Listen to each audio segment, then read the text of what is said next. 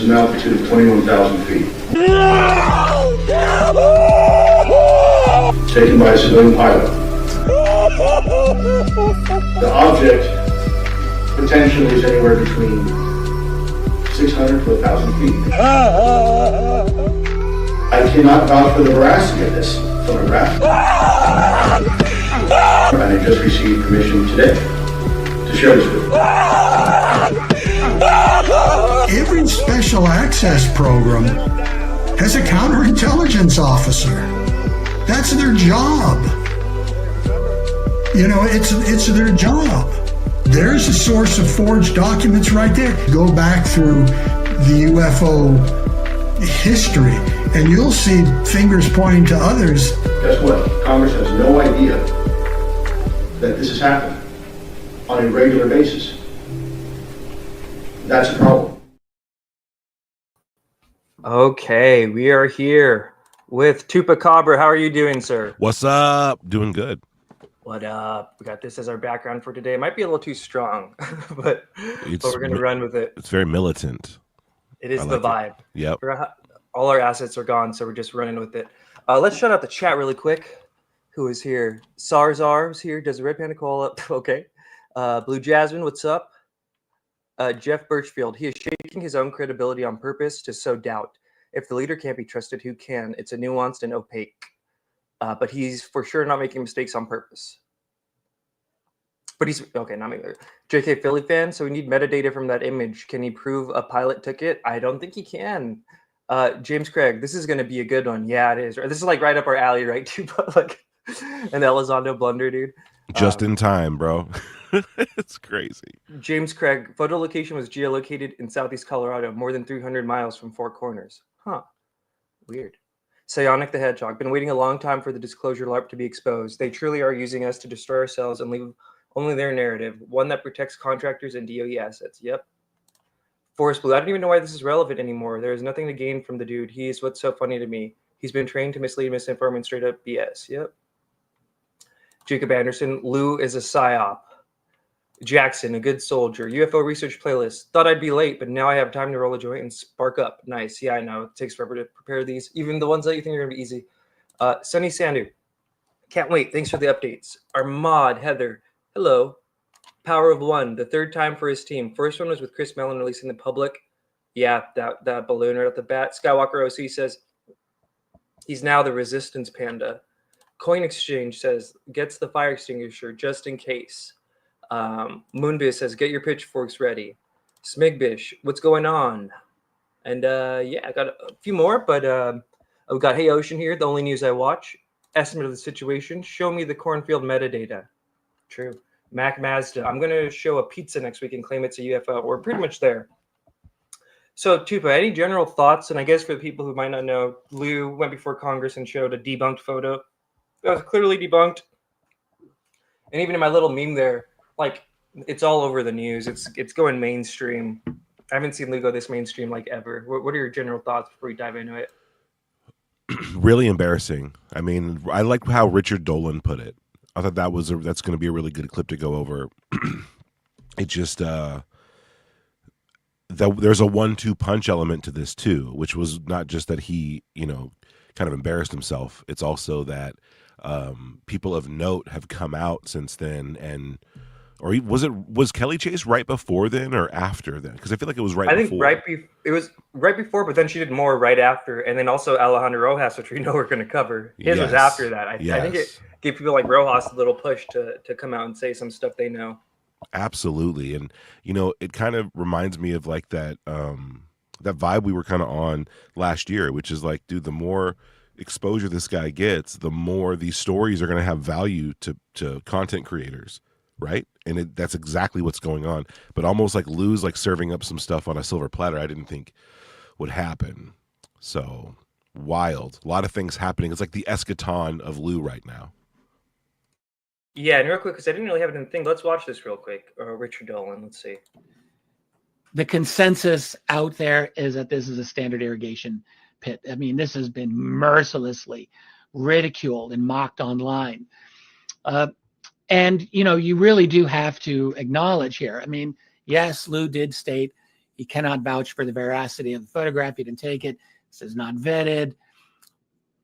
But you really have to think here. This is the second time that he has stepped into something like this.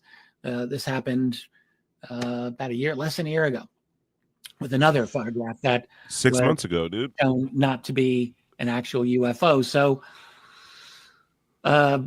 you really have to just recognize that this is a time for, you've got to be careful when you're putting evidence out there. This was not vetted. It is questionable evidence.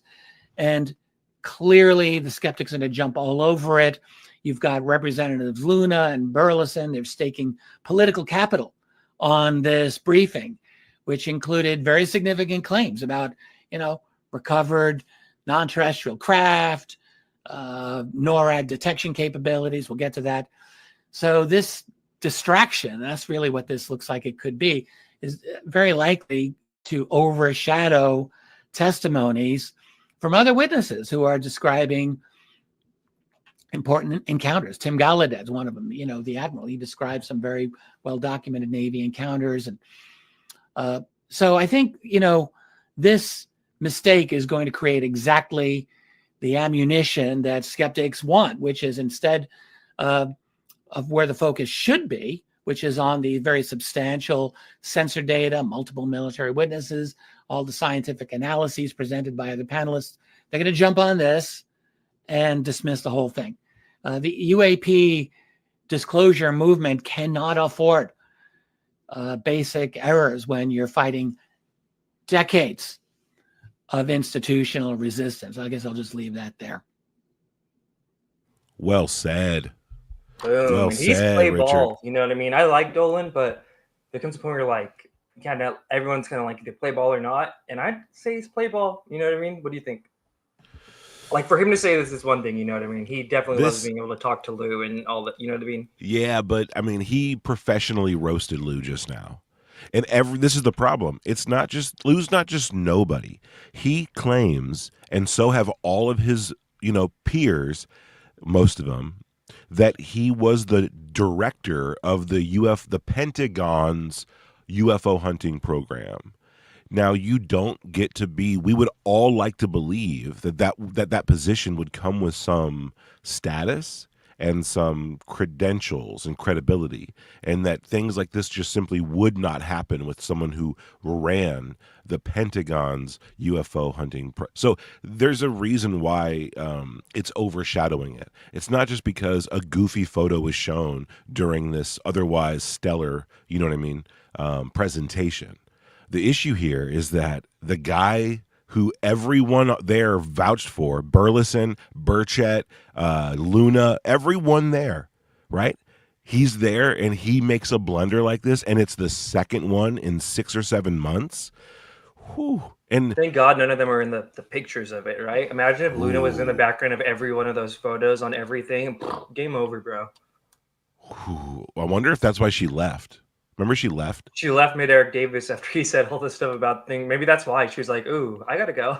I'm going to roll out, but you guys are doing great. I love what you're doing. We'll get you some Capri Suns and some pizza in just a couple minutes, guys. And this was UAP disclosure from basically asking for money from the government, too, which is kind of funny, right? Like, hell of a pitch, guys. Hell of a pitch. Okay, let's get into it. Let's see where we're at. Boom. Boom. Cool. So we got some from Throwback, right? Because he's done this before, guys, but everyone wants to act like it's brand new. Even before Chandelier, This was a few years back now. Let's just watch it. He says that one of the 1952 recreations from like a documentary is a real photo. Say that again. He's claiming, you're telling me that he's claiming that this DC video right here, right, that is a recreation for a documentary. He's using it as an example of real footage. Of a real photograph. So it's a still of the video. He's not saying it's a video. Yeah, let's see. It's been a while since I watched this one, though, but let's see. 1950s, the United States had another very significant event over our nation's capital. Ora, nei primi anni 50 hanno visto un evento molto significativo che si è svolto nella nostra capitale. Once again, these objects were identified both with the naked eye and then again on radar. Ancora una volta questi oggetti sono stati visti sia sul radar, sullo schermo del radar, che con gli occhi dei testimoni. And unlike Roswell, E a differenza di Roswell, many people had cameras and were able to take photographs. molti erano coloro che erano in possesso di macchine fotografiche e hanno potuto fare delle foto. And what you see here are real photographs along with the story, headline story that came out. E quello che vedete qui sono delle vere. Yeah, so we could just stop there. We gotta. No. What do you think of that, dude? No You forgot about this one? way. No way. It's worse because where is he? Mexico or something? Where's he at? He's in Italy, I think, right now. He's in Italy. Oh my gosh. No, dude, because he says He's literally done this all around the world. real photograph, real photo. Oh no, he is doing this all around the world. He's presenting disinformation. Right, This and remember, he's threatening people to sue him for presenting disinformation now too, right? Oh Like, my gosh, Red, you know, you've researched this topic thoroughly. You know there is no photograph from that event. yeah, and he definitely should know that. But like, He's either doing it on purpose or just pulling it out of his butt. Like I don't know though. I go back and forth with oh him. man, no, bro, no. He's the department head of ATIP.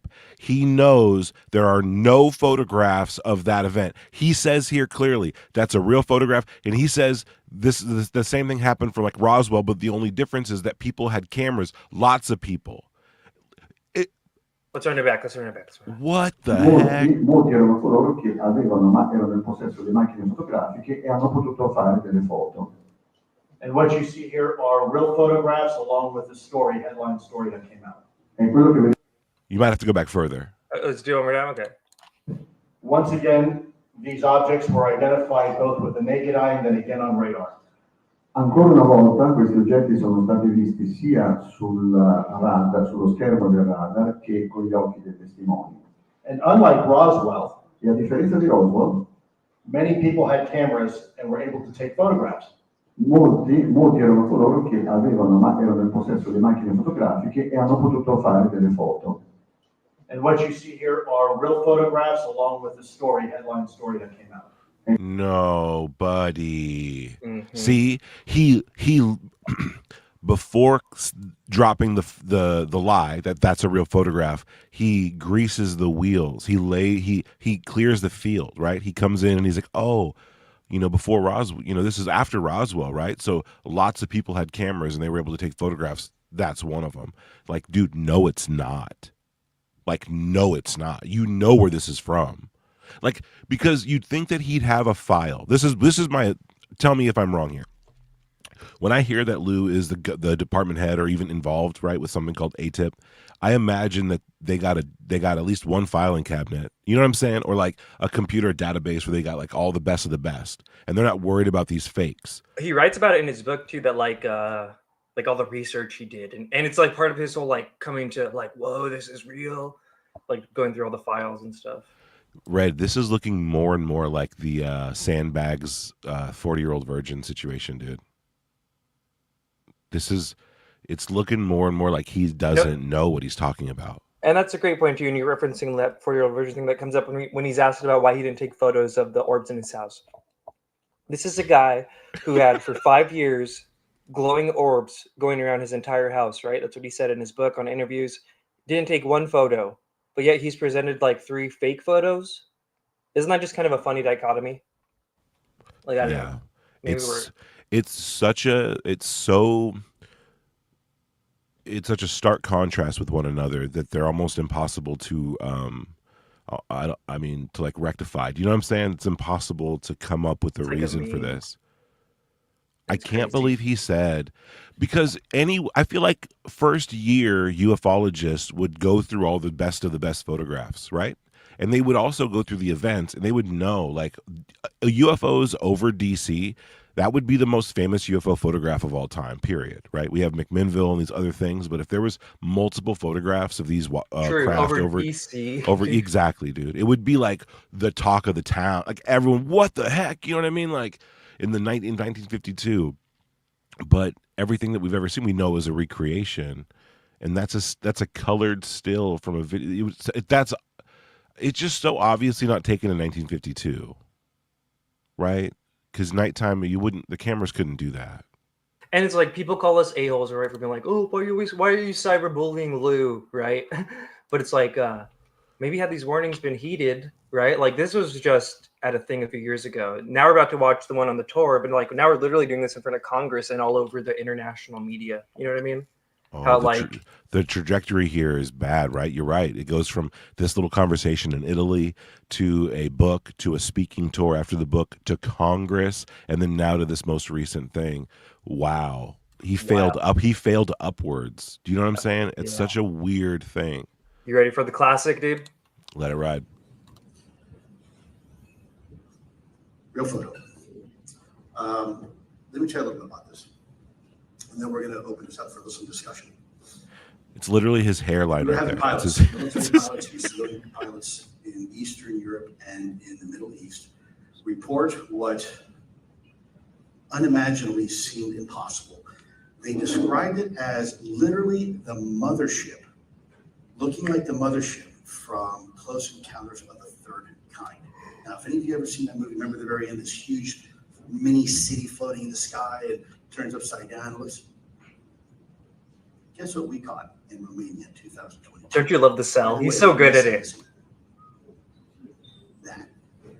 Now, is it atmospheric anomaly or something like that? I suppose so. Talk to some of the pilots, they'll tell He's you such a good actor, dude. that's what they saw, and they continue to see it. So there's a whole lot more here, folks. I just want to give you kind of a small taste of what's going on behind the scenes. I have some colleagues here. We're working with members of Congress. We're working within our executive branch. We're working with other allies and partners on this topic. There's a lot going on behind the scenes. A lot of discussion. We've got whistleblowers ready to come out full open kimono. They just need the legal protections. People often ask me, Luke, should I be scared? No. So yeah, there's that. And then real quick before we roast it, Dude. remember what Cambion said is that, we got to listen They to this. are who they say they are. And one of them even provided me with proof of a business relationship with Lou Elizondo. And so the caveat is, so far, neither of them want to come on my show and do an interview or allow me to use their name. But given both of them told me the same exact story, which I think really shed some light on this chandelier photo. And here's what I was told by both of them. Lou Elizondo, previous to putting that picture in his presentations, showed that to people as a big proof. You know, when asked, essentially the one person who had a business relationship with him, basically said, I need you to bring me all of your best proof and we'll go over it. And that was one of the things that he showed this person. And I did see proof of their business relationship, including contracts. So I believe this person.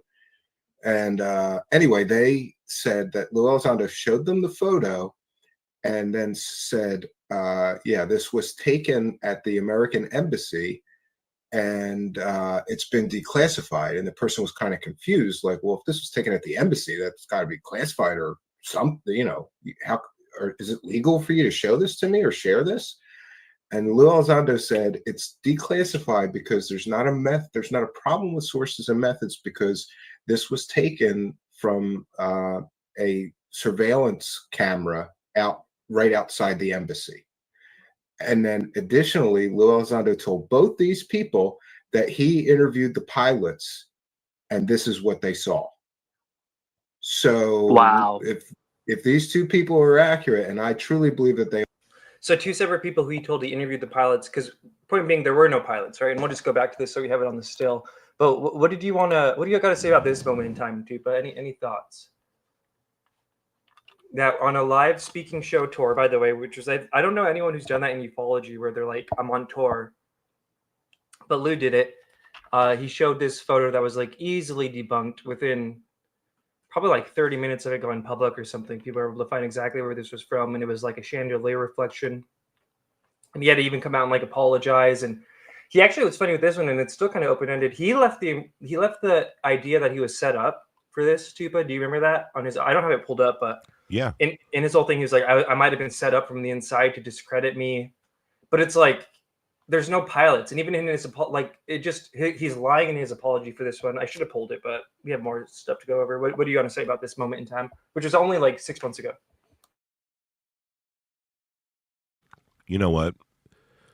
Can you play it back? I think the best thing we can do is watch it one more time. Because you guys, we all know, right? I'm down. He's just lying. He was just caught in another lie. Watch how he sells it. Now remember, this is a guy who also said, doesn't he? remember he said puts it all in there. when asked about, you know, I'm not a sci-fi buff. I don't watch sci-fi movies or whatever, right? Now he's making direct comparisons to Close Encounters of the Third Kind. And then he builds it up and goes, that's what that is. That's what they saw. Like, dude, what? Watch it again. This is crazy. I can't believe it. Real photo. Let me tell you a little bit about this. And then we're going to open this up for some discussion.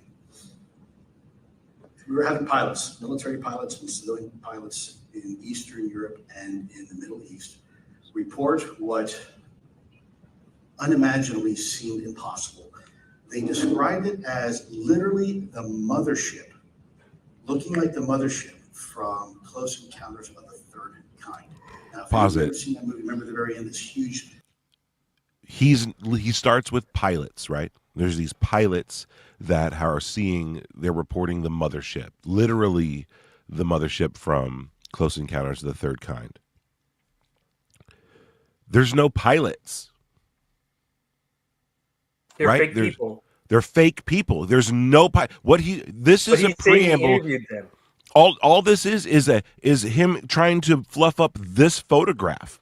There's no pilots. There was no reports of that's why he used the reference from the movie. All he can do is reference the movie there because there's nothing. He doesn't have an idea of what these things would look like otherwise.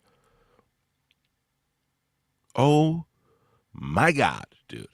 Okay, you can play it. Sorry, I didn't mean to make you pause it, but like just the fact that like there's this whole No, that's good. Good, yeah. Just the pilots that don't exist, and then we're gonna get into the photo. And not just that, behind the scenes on other things, he's trying to like go into business deals with people on this story.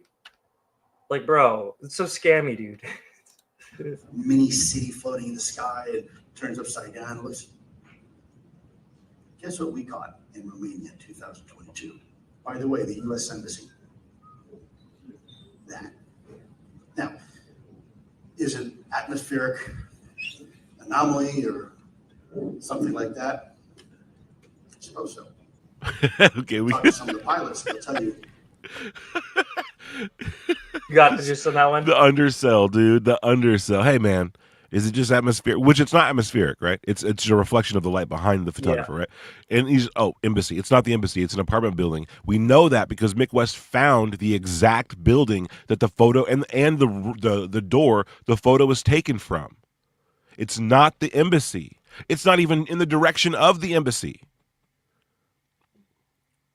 He says, could it be atmospheric, anomaly? Like, no, maybe. I got this because Dark Journalist brought it up. Because remember, he's trying to sue people who say he's a disinformation agent.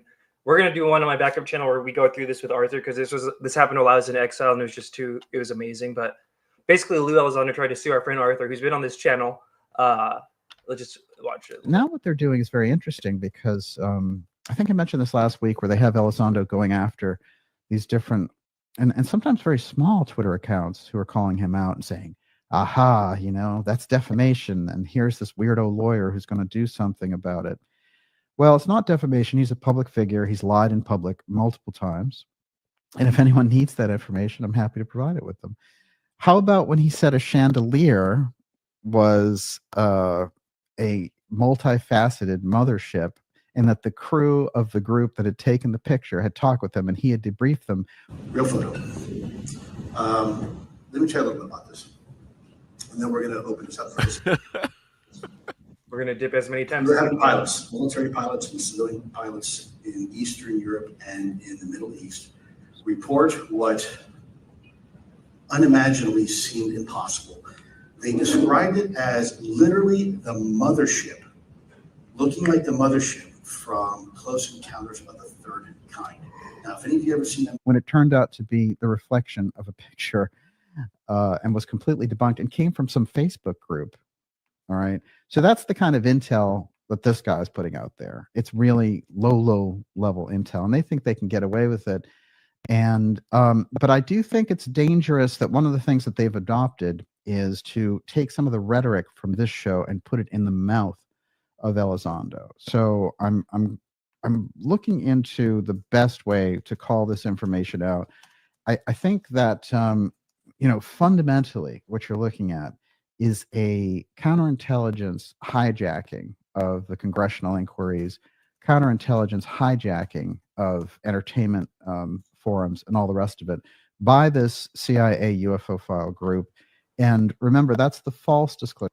So, and again, the reason why that was kind of even brought up is because in Arthur's little thread, he calls Elizondo a disinformation agent, right? So, in part of the legal letter, I don't. You're gonna have to go back and pause it. Was you can't call him that, but what are we supposed to do when he's literally a counterintel agent presenting disinformation time and time again at pretty important places? You feel me, people? Well, and then I don't know. Yeah. I think it's weird.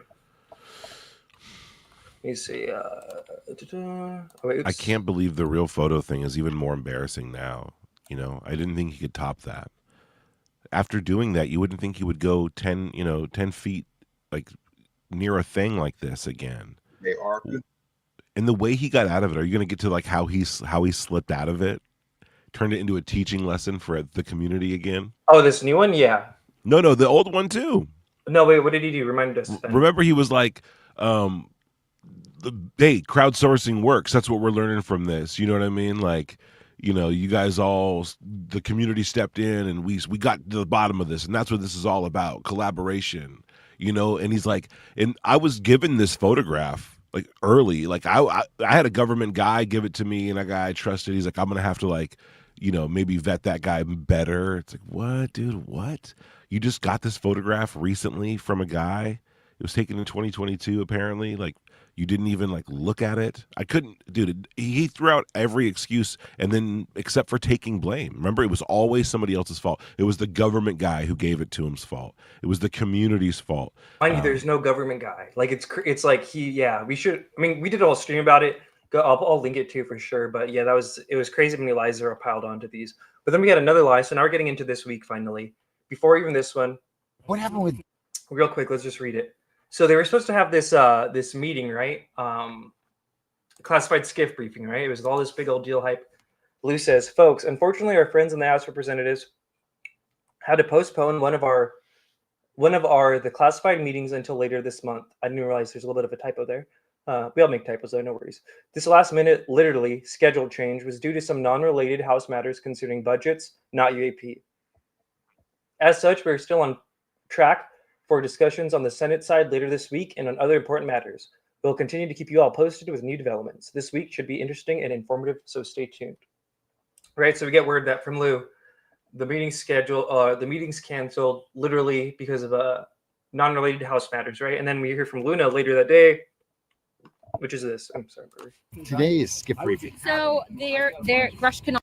What happened with today's SCIF briefing? So Grush cannot make it, and so we wanted to make sure that he was there for it. Yeah. That's why we just paused it. But the rest of it is still sticking true to timeline. So. But we have to have Grush. You know that he's one of he's a great advisor for Burleson. Yeah. Oh shoot. Uh-oh. What happened with? So yeah, dude, what about this one, bro? So Lou comes in and goes, "Hey man, this has nothing to do with UAPs. Why even say anything? You know what I mean?" But he comes out with this thing, and then does he not realize that we got Matt Laszlo on the ground, and he's gonna get the answer from freaking Luna like he does every time? Even he was confused. Laszlo was confused because after this, Matt Ford was like, "Luna had it wrong. It had nothing to do with Crush," and Matt Laszlo put a confused face underneath it.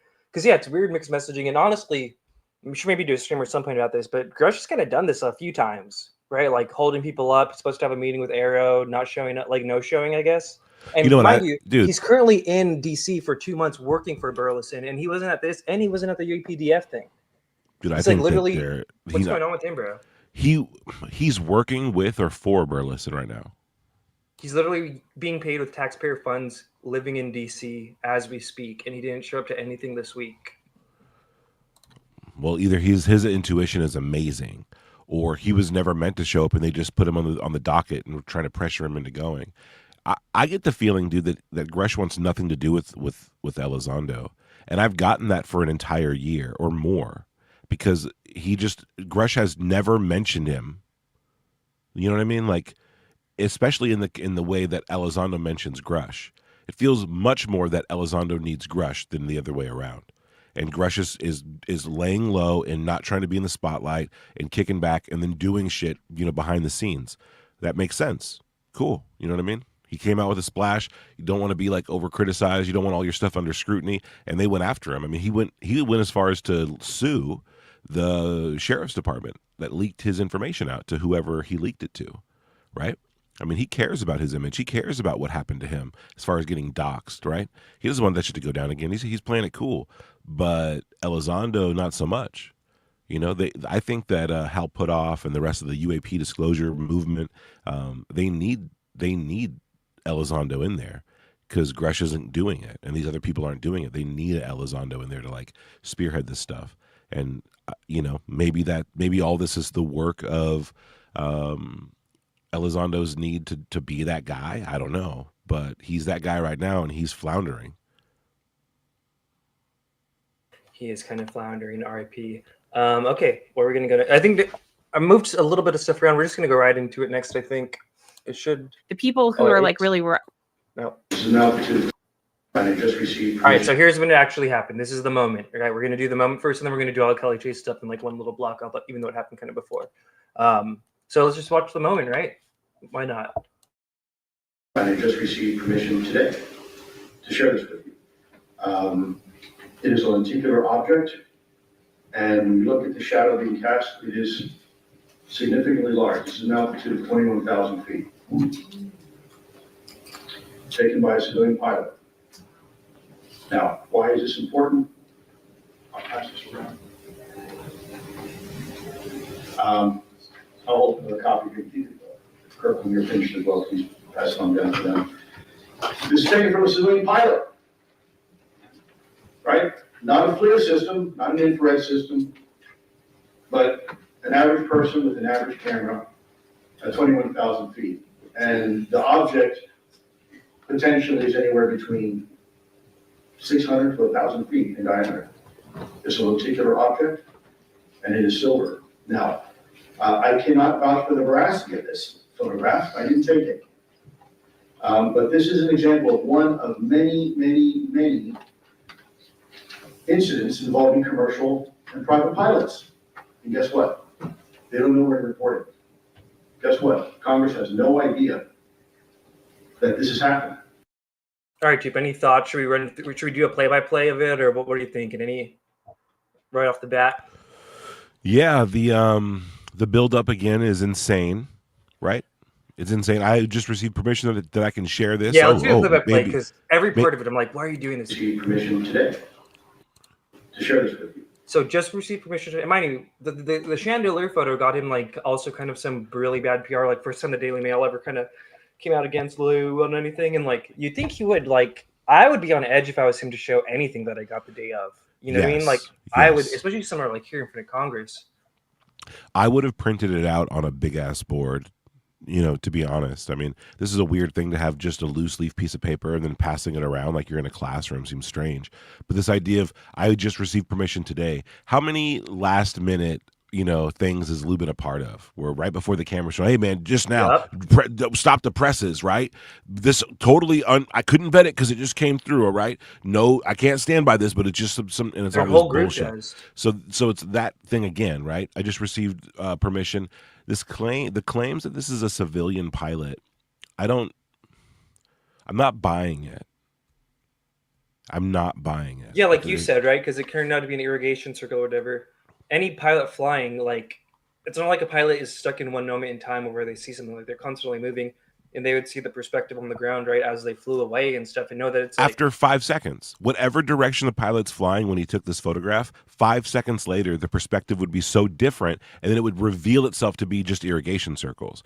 And if it wasn't, we were led to believe that a pilot goes, holy shit, a flying saucer? Snap a photo, never mind, just going to keep moving.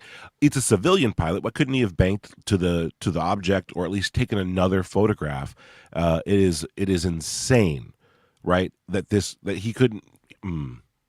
It is just everything about this. There's all the things that you need to look at. And there's this one element that got brought up by Charlie Weiser, that this photograph actually is a warped and skewed image from a satellite. Okay, that there's this idea of that. And I got to be honest, like the land features outside of the irrigation circles, they don't look three-dimensional. They're weirdly flat. They do look like someone lined up the perspective from where the sun would be kind of, or where the photo was taken from, the shadows and stuff. But like that, the areas in the back, like they're just, something's off with it. So I really do think that that Charlie Weiser, as much as I don't get along with, I think there's something to that. That this isn't even a photograph from a Should we pilot. watch it real quick? Let's see. I think I have the right thing up. Let's see what they. This thing? Yes. Okay. So you.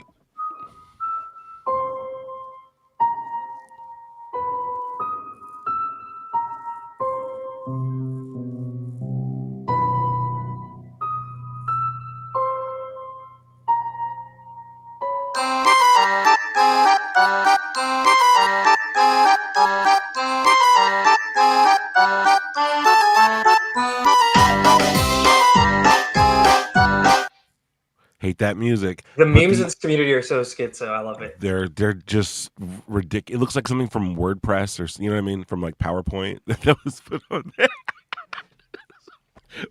Clip art on the hat. Okay.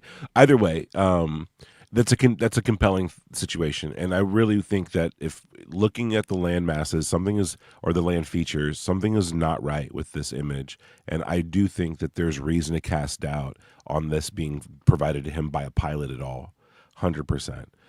So yeah, the build up to this image and the image itself.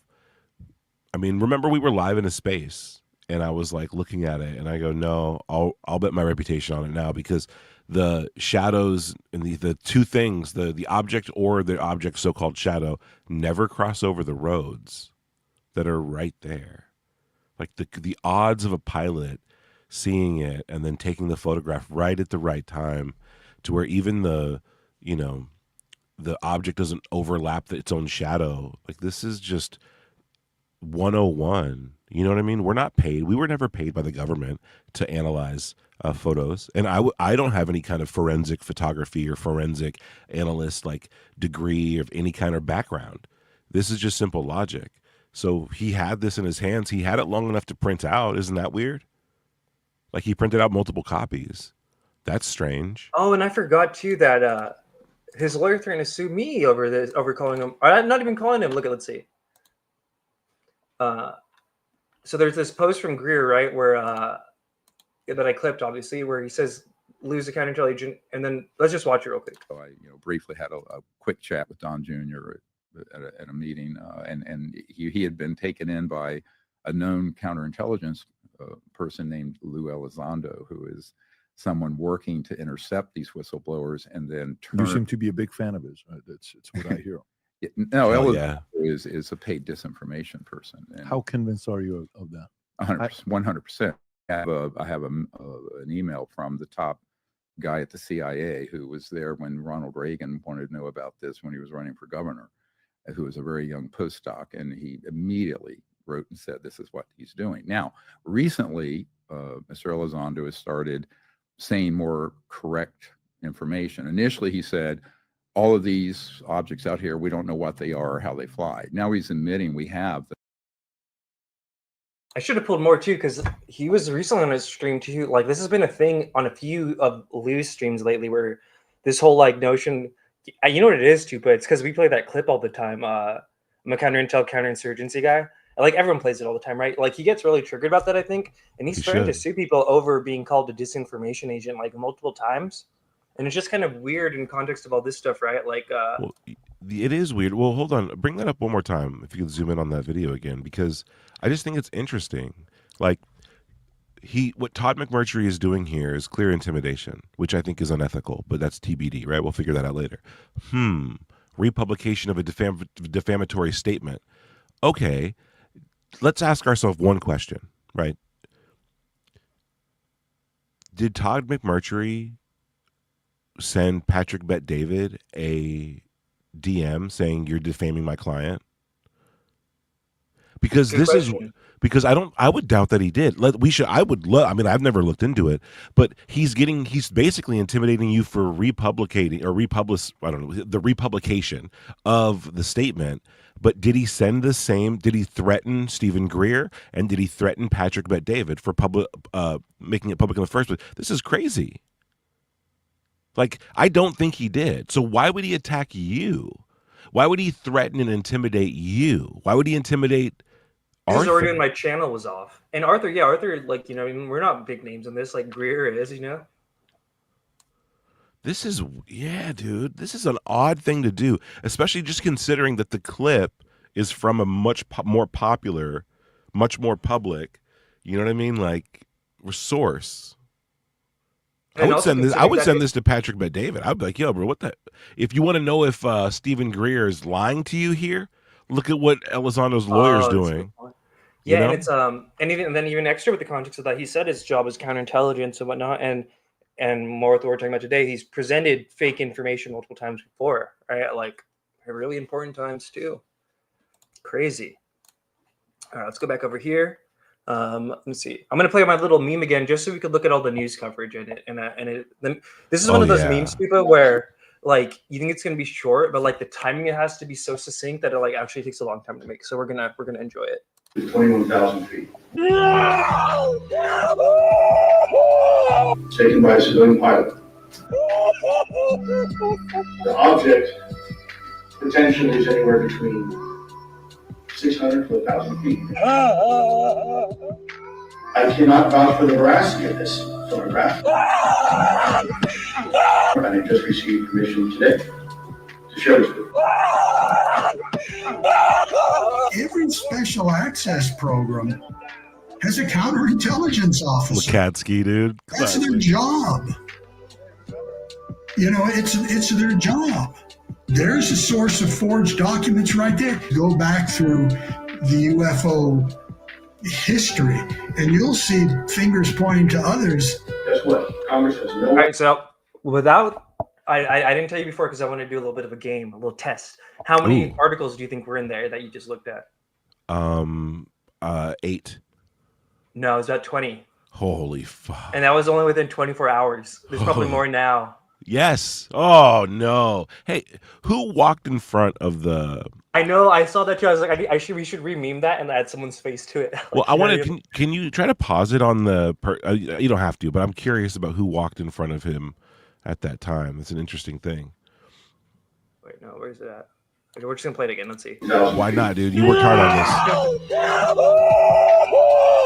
Taken by a civilian pilot. The object potentially is anywhere between 600 to 1,000 feet.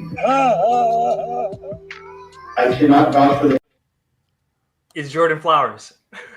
Hi, Jordan. That is Jordan knew. Jordan was like, "Nope, I'm not gonna be. I'm not gonna be in this." But he should have just stayed seated because now his face is in it in the photo. The photos. Oh no, Jordan. Whew. People know who Jordan is. Oh, Jordan Flowers is. I don't know. I became aware of him because he was working with Think Tank. And he was working with Think Tank to create a system of NFTs for UFO footage. He wanted to convince people who filmed UFOs to turn them into NFTs so that they could charge media outlets or whatever to play them. And that was him and Think Tank. Believe it or not, we're going to do that. That sounds a lot like Viral Hog, right? Yeah, you know, you're totally right. Okay, I never so thought of that. That's weird. That is weird. That is weird. So, Flowers became interested in my UFO timeline, and then later on, we collaborated on a project for the Wilson Davis memo, and we did that with Estimate of the Situation as well. And you helped out with that, and that ended in kind of like a wild way. That was right before the cancellation. And so, you know, Flowers is in the mix. He's just in the background trying to do stuff. And I was surprised to find out that he is now on the board or advisor or something to the UAPDF, the company of Lou Elizondo's, along with Lester Nair. Well, and not just that, he's also on the board. This all ties in. Wow, look at Genghis is a conspiracy is a boring lie. It really is. He's also tied in with Kelly Chase. who's been making some pretty big, bold statements. Does that Oh, change you're this right. walkout? You're right. Because he's Gonna in cover it, yeah. onto Localips or whatever, right? And Phenomenaloquy or whatever it's called, with J. Christopher King and Kelly Chase. I didn't even think about that. Ooh. What a great segue. Amazing. Ooh. Where do you want to go actually with this? Let's do this first. So what is happening, bro? I know this. I'm trying to see where. Okay, here we go. We're gonna go to Kelly Chase next. Yes. Okay. Cool. Okay, let's see. Oh. I have to zoom in. Here we go. So Chris Ramsay says, "Seems like a match." Oh well, on to the next one, right? Kelly Chase, who recently had all this weird drama with me over dumb stuff. Never mind. But I like Chris's attitude, but I'm not sure we should be saying on to the next one. At what point does it become okay to ask the obvious questions about exactly why and how this keeps happening? Because I have serious questions. Chris says, I just put it in the debunk basket and move on. Too many people crying over spilled milk. And then Kelly says, crying over spilled milk implies that people are being emotional over something trivial. It's not trivial. This is the second time that Lou has presented an easily debunked image as authentic. I'm not suggesting that people jump to accusations, but it's not rational or responsible to not ask questions about it. So any thoughts on this, Stupa, this exchange? Because we're going to cover next. This got her blocked, and then Lou lied about being blocked. I love it. I love it. You know, Kelly is clearly ready to go to war. She's getting the smoke. You know what I mean? She's asking for it, and she's not backing down to someone like Chris at all. And what she's being polite. You know, she's not doing anything that would damage her reputation in any way. But she is hammering the point home. I mean, she's going to be, you know, like a quarterback of some of this stuff for the normies. And what she's trying to do possibly is lay down a trail of major hits and wins in these little exchanges, so that there's a track record of her doing the right thing. And I hate that it feels like I'm coming after Chris Ramsay over this, but he did say too many people crying over spilled milk, right? And I personally do think it's really damaging to the movement that Lou Elizondo is presenting these fake photos at like really bad times. Like, look at all that news coverage that it appeared. Spilled milk was crazy.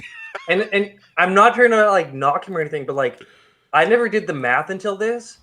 Like, how much these people are really making off Lou Elizondo, right? All these people, and you had a tweet about it too, right? Like, who's going to call it out? Who's not? His interview with Lou, and I hate that even talking about this makes you sound like I'm a hater. Well, you don't want to. You're not. I don't think you're trying to pat his pockets, but you are trying to quantify the value of Lou Elizondo as a guest, and the motivation one might have to not want to ruin or burn that bridge. So, in his 2-hour conversation with Lou, ChatGPT estimates so far it's got nearly 2 million views.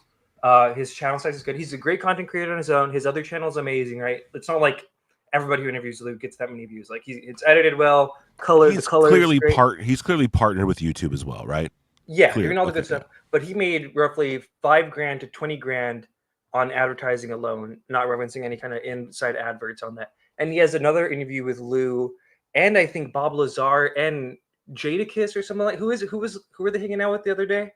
It was super random. Do you remember, Tupa? It was like Ja Rule. It might as well have been. It wasn't Ja Rule or Jadakiss, but I love that you said that. I'm trying to think of who it was. Those two artists are that's so sick. I mean, I haven't thought of Jadakiss in a long time. But anyways, so imagine if we made $20,000 over a conversation that we just had for 2 hours, right?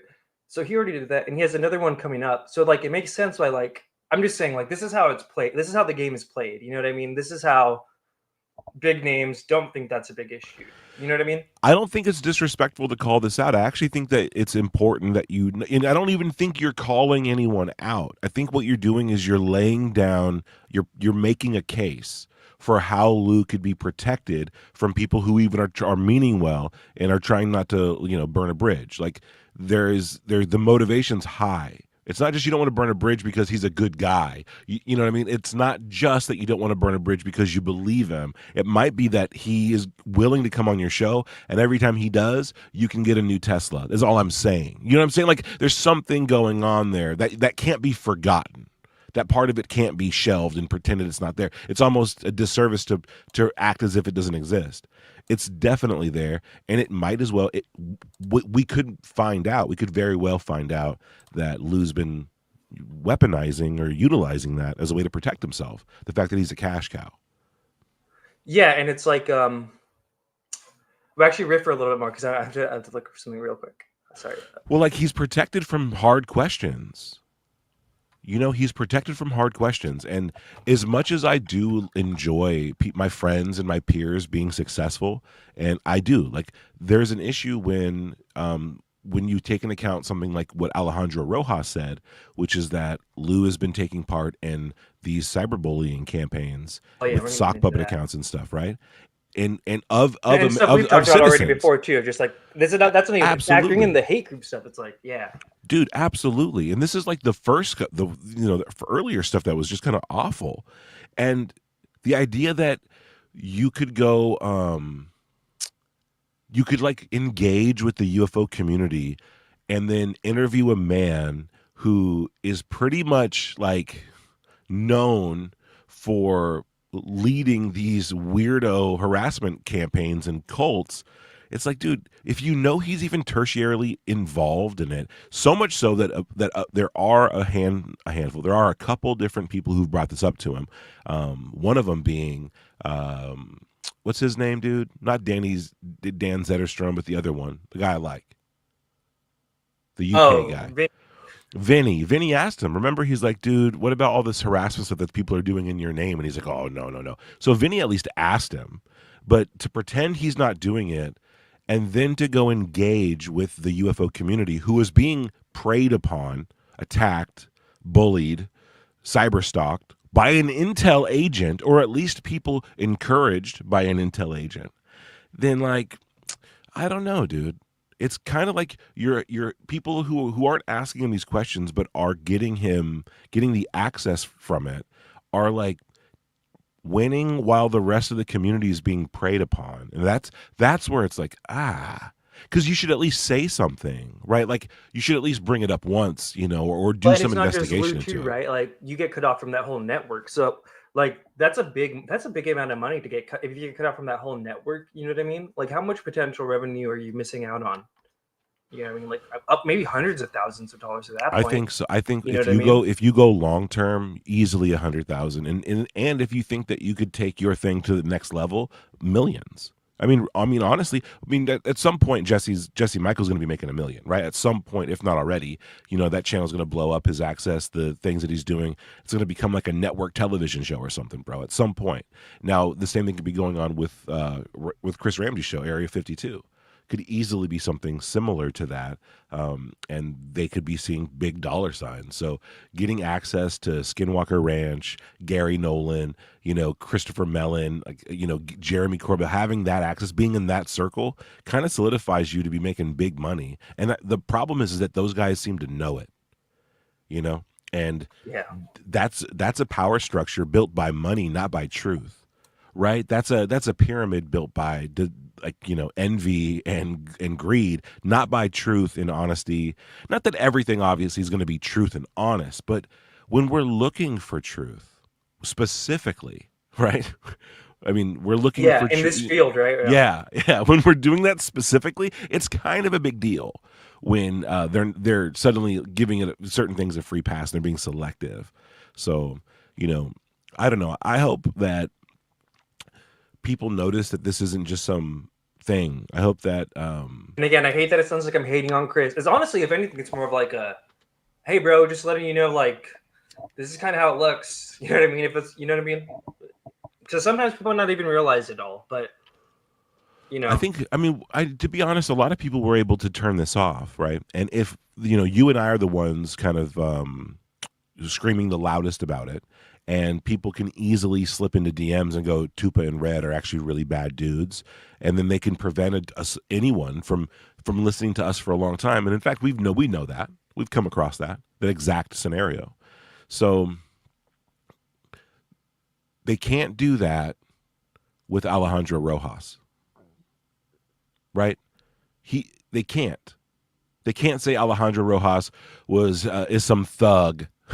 They can't say that. I mean, they're doing it today. He's just a real estate agent. The whole real estate agent thing. Yes. He's already talked. He made a post about how we'll get into that. Okay, let's continue along here real quick, because then what happened next was Kelly Chase got blocked by Lou. Of course, she says, "Man, that was quick. The message is clear. Don't believe your lying eyes and don't ask questions, even if those questions are legitimate and respectful.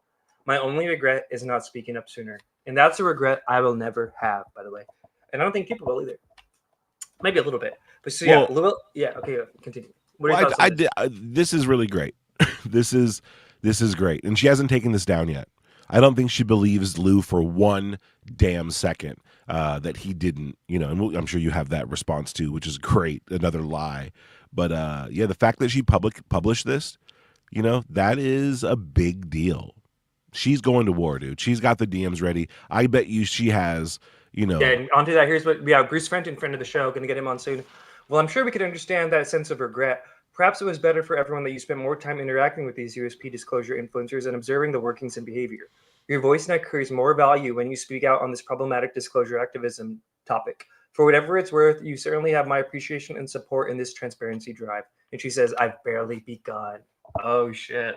That's full. I hope you heal energy. Are you ready, bro? Is she going to... She's not backing down? Because like you said, then after the fact, we get this from Lou. This was on his apology thing, which we'll read next probably.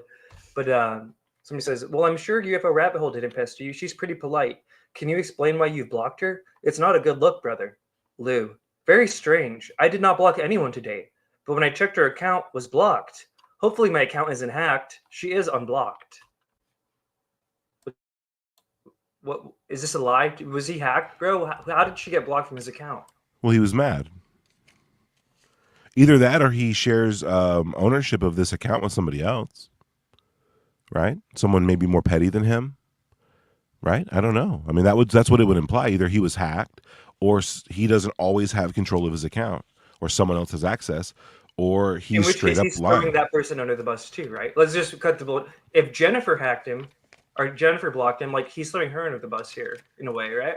Yeah, absolutely. But he'll never take blame for anything. Remember, I mean, and that's so strange. This, like, why, even if, because at this point, even if it was an accident, I mean, why not just be like, oh shit, yeah, good call, I'll just unblock her, or like, weird that, oh my god, dude, this guy, this is so much. It's cringe, dude.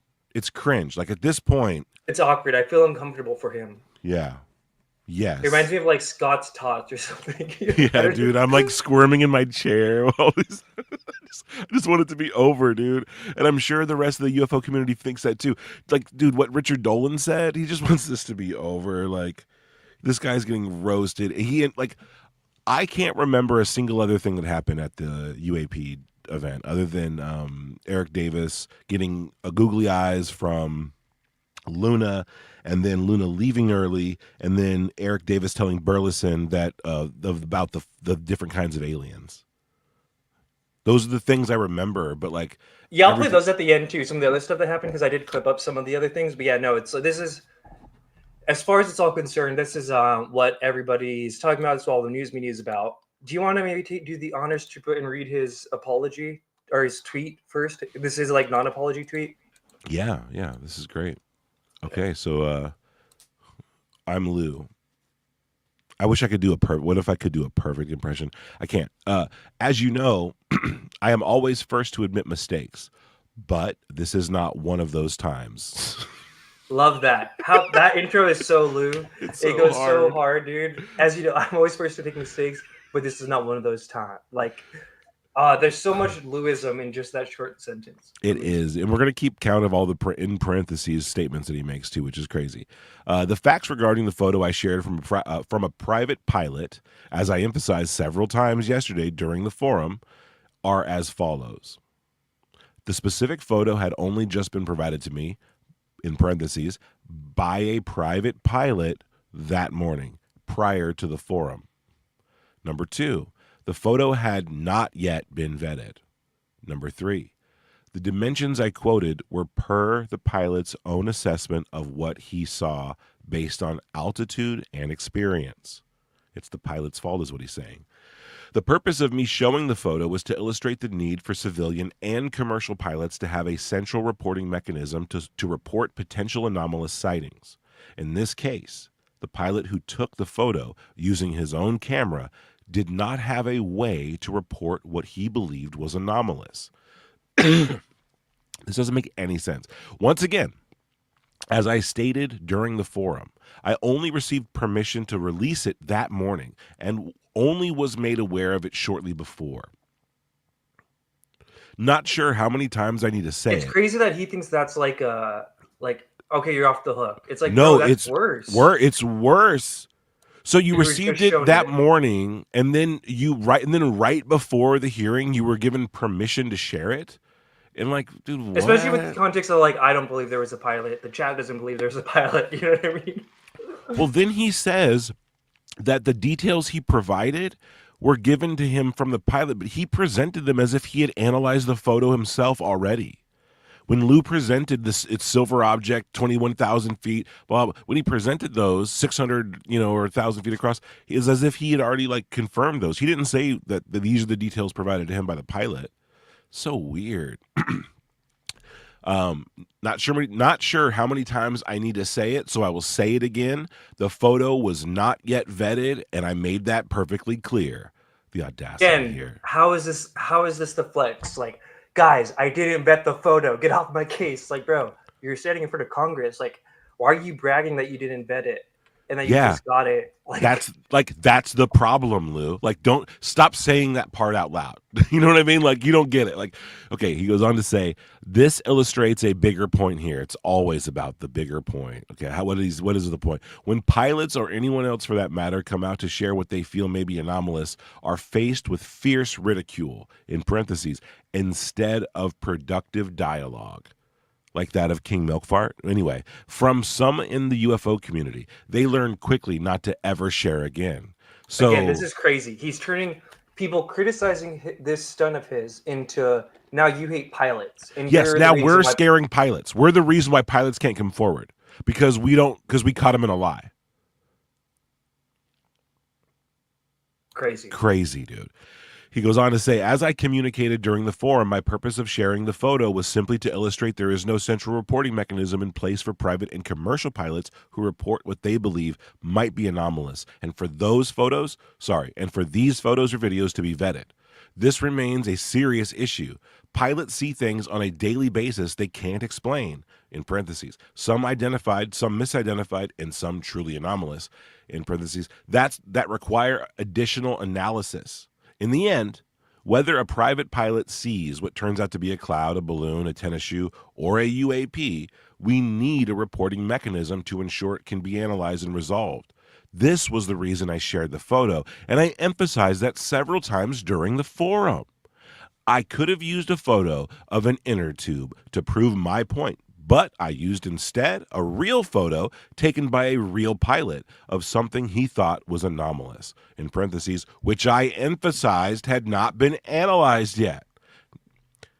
He finishes with, this is great, he finishes with, the ones who were screaming about it, instead of discussing respectfully, as I hoped, missed the entire point of the photo and are not helping other pilots in the future from coming forward.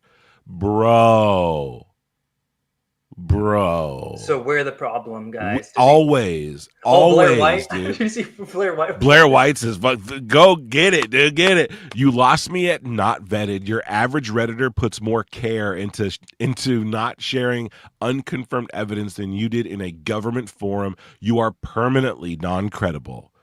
Reposted live on the stream. Blair White dunking on Lou. Do you expect this week, Tuba, that we'd have Blair White dunking on Lou Elizondo over another photo? This blew my mind, bro. It blew when I scrolled through the responses and I see that and I'm like, dude, no way. No. She's not even in the UFO community.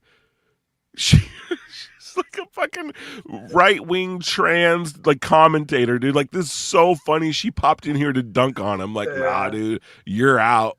You're done. And then also, reminder, back to the Kelly Chase thing, this comment was underneath that apology. So I feel like, isn't this just so skeezy and slimy and lying? And doesn't it just also taint the apology right above it? That, like, I didn't block her. I must have been hacked. Like, doesn't it just kind of tell you the whole apology is kind of BS? Or am I just being too dramatic? You're not. It's time to call all this stuff out. Like, people were not suspicious enough before. All right. Now we have to, I mean, this is, this guy's like mid-con. We have time still to call this out for what it is, right? We have it. He hasn't had people drink the Kool-Aid yet, right? He's not asking, you know what I mean? He's not saying he's got a UFO yet. He's not saying he's channeling, you know, a god yet. So this is the time to come in and be like, dude, I don't think any of this shit is true. None of it's true. And you're lying about all this stuff. He didn't think that like Kelly Chase would go as nuclear. I bet he's nervous, bro. Do you think that's one of the reasons why Klaus and that crew are so concerned about the signal chat was because she was in it and she had access to it? Maybe. Yeah, good call. Because what is and Klaus? Actually, great segue. But continue what you're saying, yeah. Right, because that's what Klaus is all like making these random posts like, I was vetted for a year before I got in that chat. You know, what's going on? Dude, what if she was in? What if she's got it all, bro? We've been long talking about the signal chats and how sketch they are, and here's a little from Kelly Chase, dude. Yeah. I know for a fact because people have said it, like big names in the field have said it more than one person and more than once. I know that there are like in the signal chats of like the big names in ufology that they literally pass around lists of like, here's the podcast you should go on and the ones you shouldn't go on. And that there are people who are very invested in who like kind of laying down the rules for that, which I think is disgusting personally. You know, and I think it's a very weird situation, but I think that the people I know who are the most educated on these topics, who have the most questions to ask, they're not necessarily getting the interviews that they want to get. And, you know, my star rose quickly and, I had some opportunities early on, and I will say that like I got very creeped out the closer I got to a lot of these people. I felt like as soon as I was sort of like given like the slightest foot inside the door, that there were a bunch of like really bizarre like loyalty tests and like weird favors being asked, and just like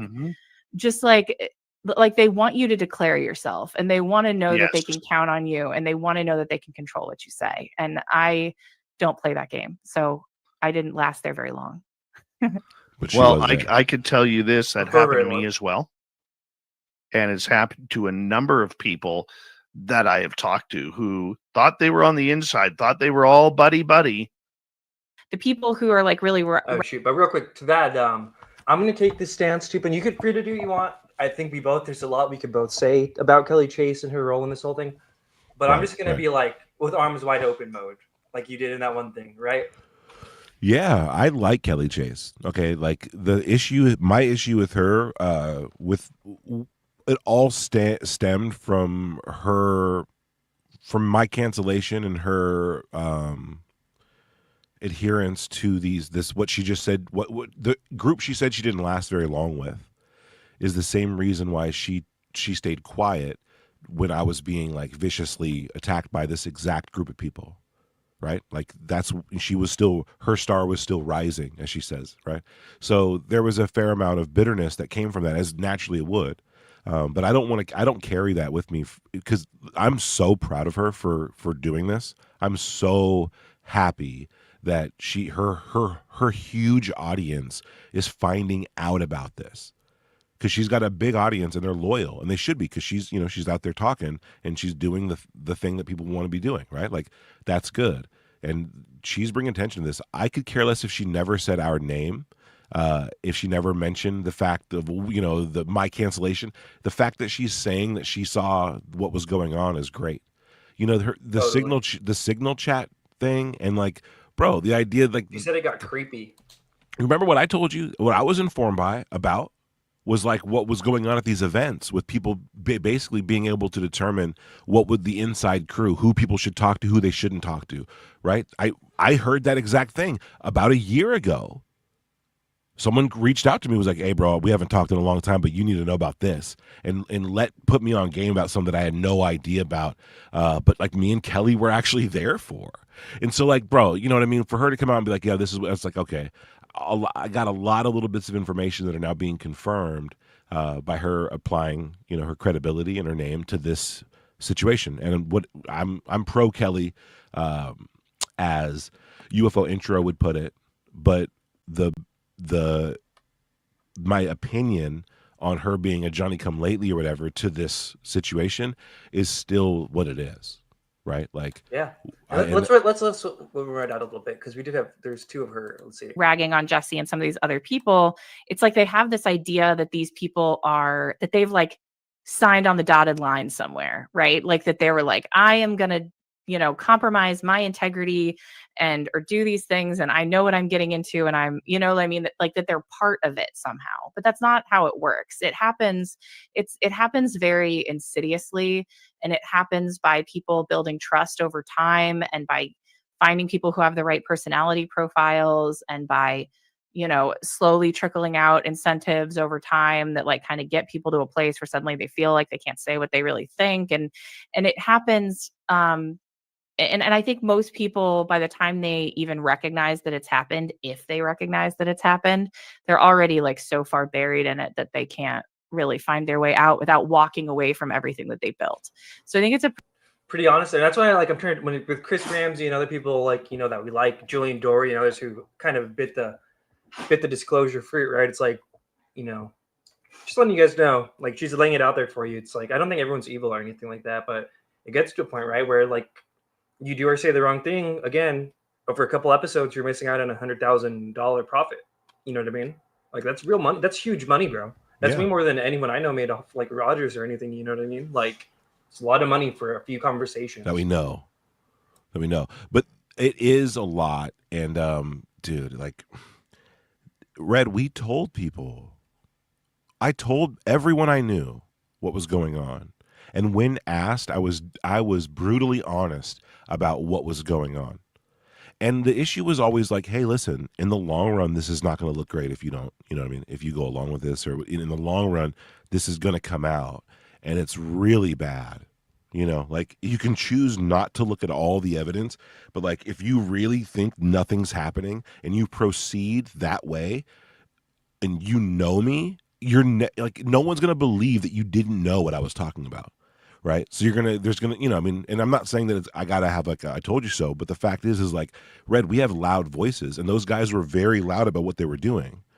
Right. And like, so it's like, dude, we weren't trying to make this a big deal. Right. I wanted this to go away. I wanted it to be nothing. But in an effort to silence us, they kept blowing us up and kept making it an issue. And over time, they exposed all of their patterns, trying to do to us what they had done to other people. And it became obvious what they were doing by investigating what they had done to other people. And it was all in the record. I mean, Red, they wrote about it in a book. They did. And just so you guys know, it's not just us saying it and not just Kelly Chase. And we also got Alejandro Rojas. That's another. And I do think this all ties into the photo thing, right? I think this last photo thing gave people that were like kind of on the fence a little bit of a boost of energy to be calling some of this stuff out. Yeah, the piranhas smell blood, dude. They're coming in. Yeah. So I guess I'll just let this ride. But Alejandro Rojas, he's Open Minds TV, been into the UFO game for 20 plus years, way longer than 2017. You know what I mean? So here he is. And longer than he was ever in real estate. Yep. Thing that I think is a huge problem that needs to be called out. And I do plan to, at some point, do the deep dive in the research to write something about this. But the cyberbullying that these intelligence officials have engaged in is completely unethical. Creating these sock puppet accounts and attacking people like they did with Lou, or they've done with Jeremy McGowan, who may be a little weird, but I believe his experience with Lou 1,000%. In fact, if you read his experience with Lou, you get a lot of insight into Lou's personality. Lou Elizondo, we've got two Lou's we're talking about. But Elizondo and those guys, that cyberbullying they participated in was completely wrong. And I've always expressed to them, cut it out. And they're like, yeah, we shouldn't be doing that. But they don't. They continue to do it. And it should be a concern for every American that we have these ex-officials out there doing that sort of thing to people that they just don't like. Well, that's why I got so upset about it. I know. It's rightfully like, so. It's why is this government guy fucking with me like this?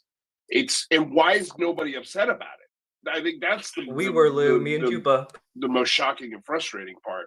Especially when we're the only ones. The only ones. We're the only ones upset for him. Look up to, or they called you your friend or whatever. It was just like, well, why aren't you seeing this? Why aren't you backing me up while this madness is going on? And I'll say I didn't get on Twitter about it because I don't think it would have been helpful. The UFO Twitter at that time was not an environment where they wanted to hear anything. And at that time, I had pretty much turned off Twitter. I didn't want to be on there. And so it felt helpless to watch this, and it was just awful. But I can say that I've said things directly to Lou and others involved, others whose names don't want to be out that were involved with it. But yeah, that was really awful, and I felt for you for sure. Hold on. I always skimmed over Jimenez's part because I don't like him, frankly. But the fact is that Rojas dropped some more bombs in there. Now, there was something that doesn't really get talked about in the initial quote that always gets posted. And I want to hammer on that. He says, I've always emphasized, or something, I've always been clear with those guys, right, that it's unethical to cut that out. And they say, we know, we'll stop, but they don't. Who the fuck, sorry, New Leaf, who's we? Who's we? And then when he ends it by going, yeah, it's Lou and other people who don't want to be named were involved in it. That's organized cyberbullying. And it's like, name them, baby. Well, Alejandro just made a claim, bro, that like Lou was engaged in organized. I always thought that he was just stating about Lou and maybe made some weird comment about they and wasn't clear. But he just said there's other people that don't want to be named that were involved in it. That's a conspiracy. That's organized harassment, organized cyberbullying. Rojas. I don't know if gotta be nice, Latuba, you know. No, I'm saying I don't know if people know what he just did.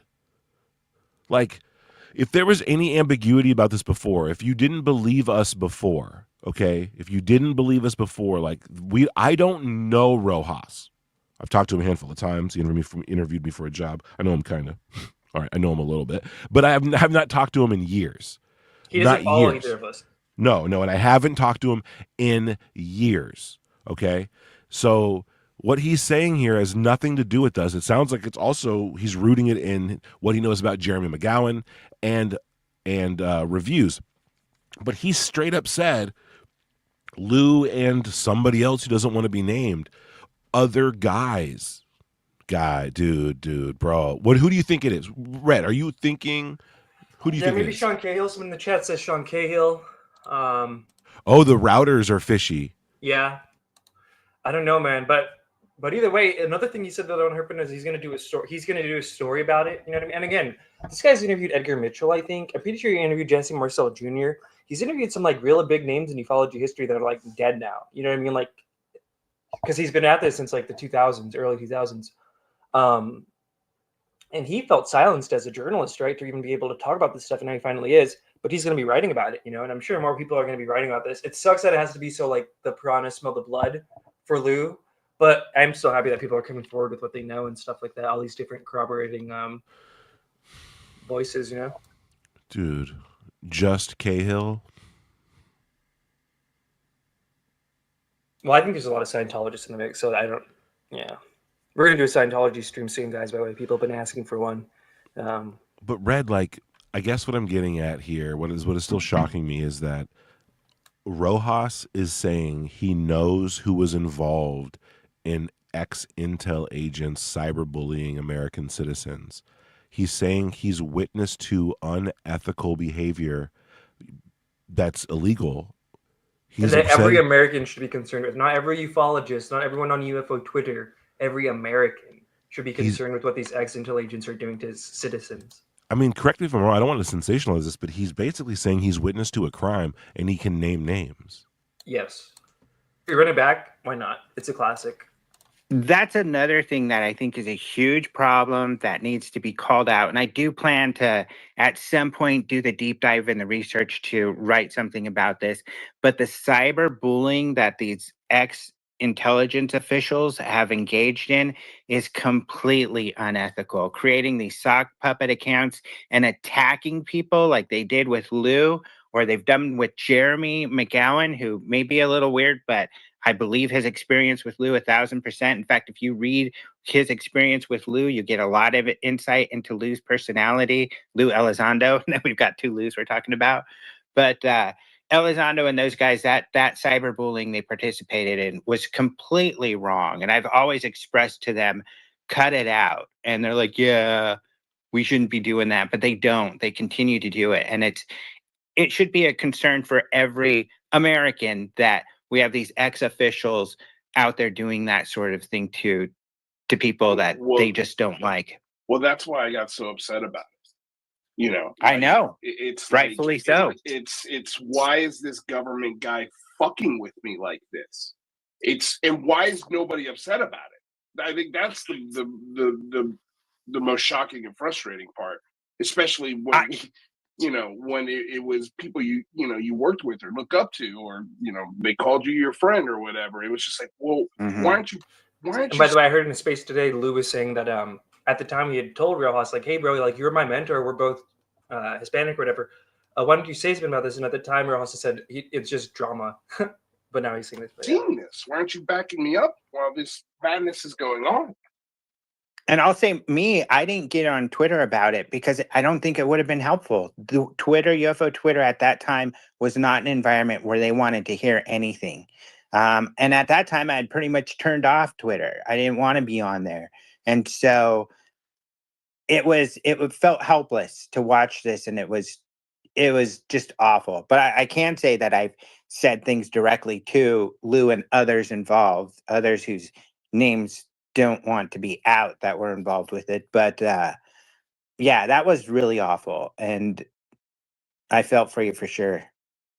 Well, I'd love to know who those people are, because there's Shoot, there's probably too. names probably names you would suspect, but because I do, if someone says don't say something, I don't say something. Yeah, no, I hear you. It's just like, the issue is, though, it's not just a simple like going after people. It's like, no, you better. They're blackmailing you for an apology through these people, right? And it's just like, why is this tolerated behavior? And I think that's why I got so upset. Yeah, it's just and then on top of that, you lose everything that you built and you worked so hard for, and all of this goodwill and all of this, what people were saying was good work at the time. All for why? Because you decided to send me a text message calling people felons. All right, Chiba, what do you think of that? People you would know, people you would suspect. I'm gonna can we just guess? Go for it. Jay Stratton, Sean Cahill.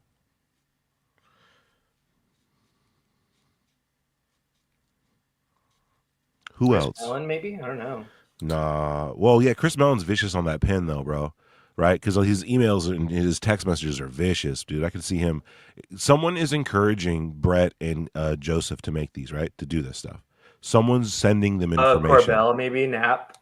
Ooh, there we go. Now we're cooking, bro. There we go.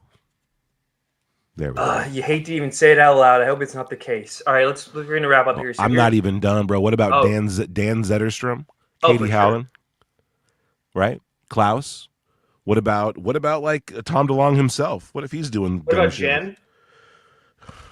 Do you think Rojas would be like, cut it out, guys, and he's talking about Jen? I don't know. I think that that she's probably got a handle on his other accounts and stuff, those sock puppets for sure. But it sounds like Rojas is saying, dude, that like this was a thing that everyone knew these guys were doing.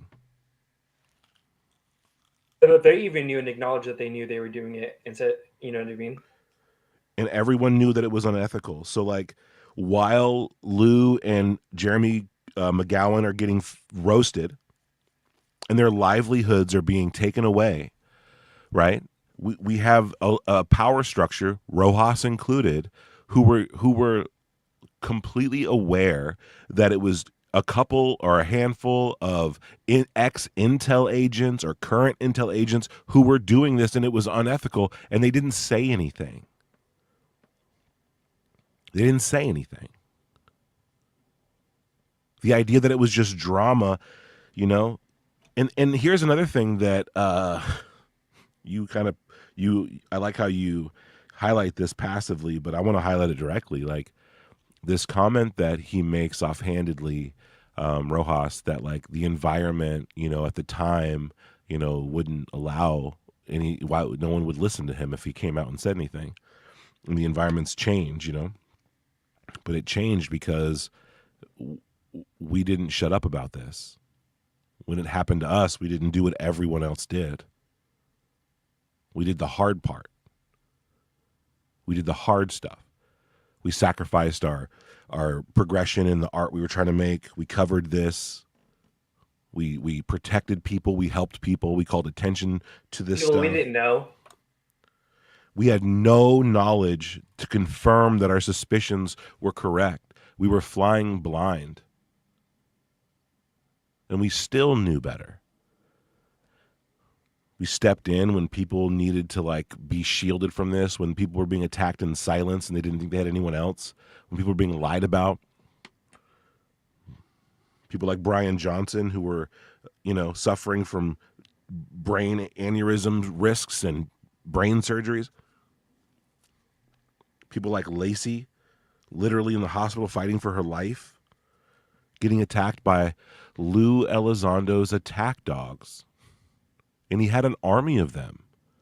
Sawan, Carlos, King Milkfart, Uplifting Tweets, Mary Misanthrope, UAP Mike at one time, Cosmic Dahlia at one time. I mean, dude, the list goes on. Remember, Blackvault said he talked to a guy and that they had a Facebook group of like 200 people that was just dedicated to doing this like weirdo stuff. Very weird online behavior. It's not only weird, Scientology. it's strange that they have the numbers to back it up, right? It's like weird, but then it gets like extra level when it's like, oh, these aren't rumors. There really is these groups. Greenwald has no reason to lie. They attack Greenwald viciously. Now they're attacking Rojas viciously. They attacked us viciously. Anyone who comes out and calls this stuff out, half the people on the stage behind Rojas are all people who've been attacked by this group. Yeah, and it's not just the bullying, because that's the kind of saying, but it's also the flow of information, right? Go watch any of my videos of like 1950s, 60s, 40s. I highlight how information is controlled through counterintelligence, and it just sucks that this is the way they do it today. But like, we're literally at a spot right now where Lou is showing fake photos before Congress because people like Alejandro Rojas and other big names in the field, or like we discussed earlier, people like Chris Ramsay, Plato Plomo, right? Carrot and Stick. We're showing you guys how we got to this point. There's fear and intimidation on one end, and people looking at $20,000 paychecks for a 2-hour conversation on the other end. You know what I mean? And it's just the dynamics at play. Well said. That's exactly right. Well said, man. Fear and intimidation, and then access and money. He has all the protection he needs from playing human nature against human nature. And that's exactly what his training is supposed to do. Look at the training he received, according to his own bio. All that torture training, all that, you know, social coercion, all that stuff. He knows how to apply pressure points to people to make them do something. Rojas is one of the biggest names pre-2017, I would say, in that like 2010 to 2015 window. Yes. He was doing the most work probably in this field. Yeah. So for someone like him to be like, I was afraid to say this, you know what I mean? Like, it's newsworthy in my opinion. But should we get to Lou's apology and then close up? But yeah, go ahead, yeah, let's do it. I've loved this stream, by the way. We needed this. Yeah, it's therapeutic. No, it's fun. I mean, a lot of shit happened this week. It's crazy, dude. Crazy. And also, I forgot to play this meme I made. It would have been perfect earlier, but let's just watch it real quick. If I eventually sue somebody, I got to figure out, you know, who's really worth it and who can I make a statement with, and who will people look at and say, wow, that was a hell of a lesson that was taught. I'm not going to do anything illegal or that hurts national security simply because some armchair quarterback who's been sitting in his mother's basement in his underwear demands answers from me. You know, if you think you can do a better job, then get your butt out of the chair, go get a job. Okay, is that funny? Okay. Yes, Hood Greer, dude. He's calling all the units, dude. Oh, and this old classic.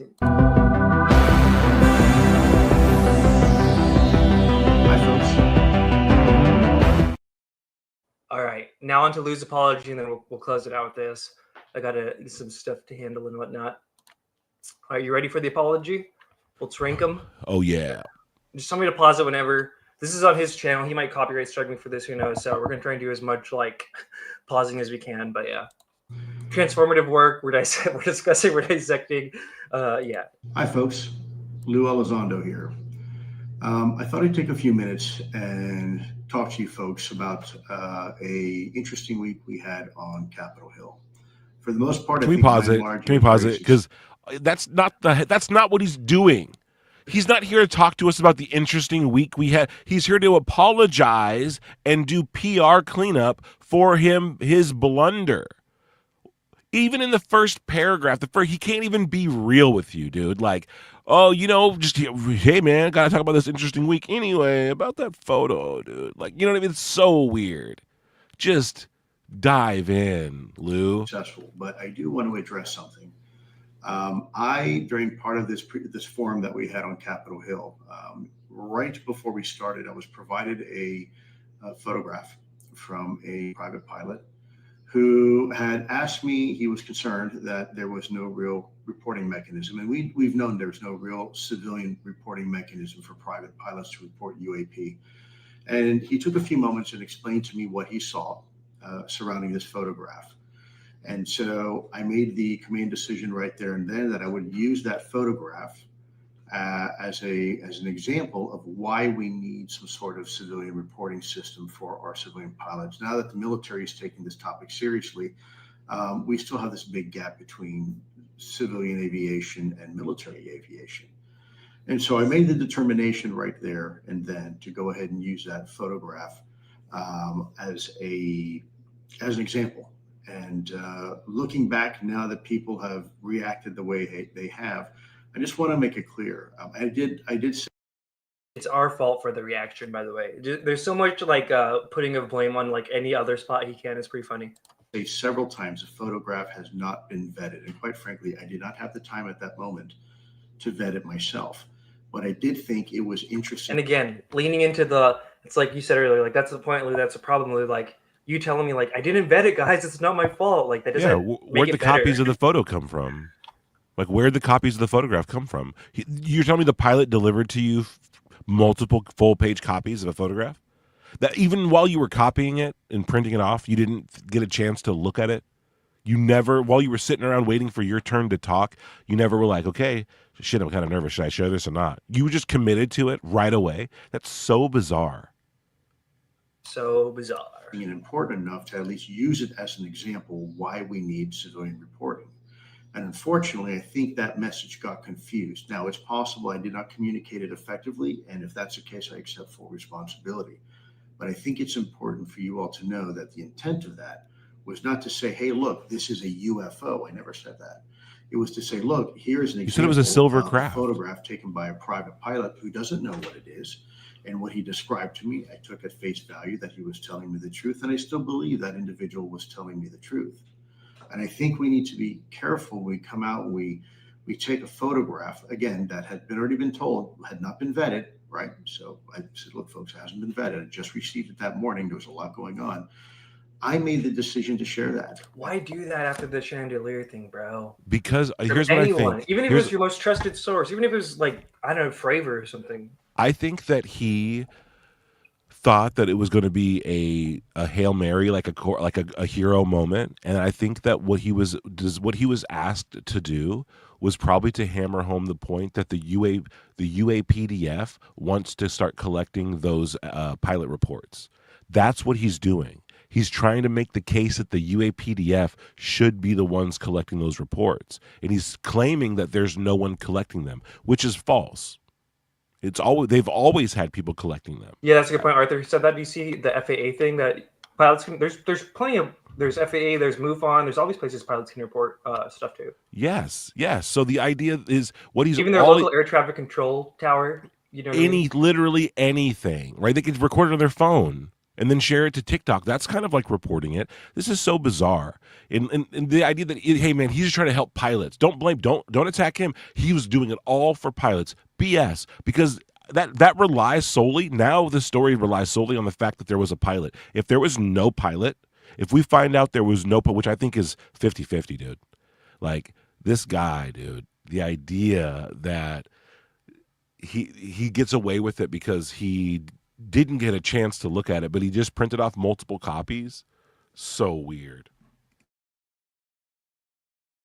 Yeah, we got some friends on the show. We got Michael Huntington in the chat says, how could you not tell 5 minutes in that was Ag Circle? Yes. And we got Jay Anderson, Project Unity, friend of the show.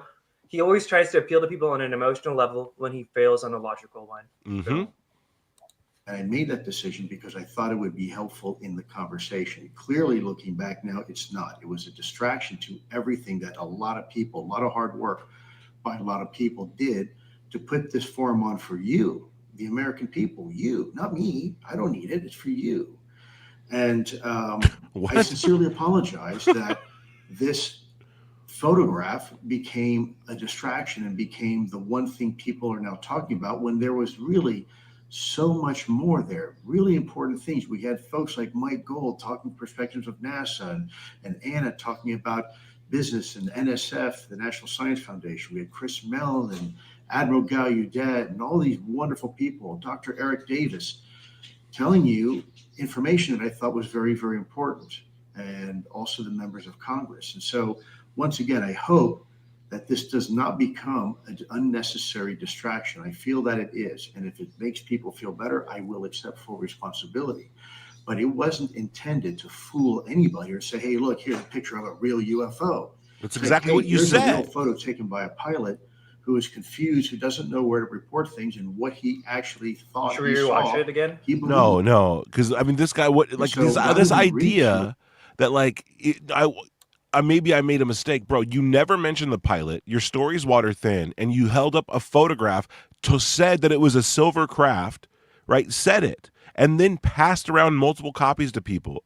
It was clearly going to be the big moment that you did it. Dude, no one knew what pilot you were talking about. So no one could connect what the point of his conversation, right? The point of his was that, hey, we need pilots to be able to report. But you never showed a picture of a pilot or named the pilot. So no audience could take that as like, oh, okay, I'm going to follow that plot point.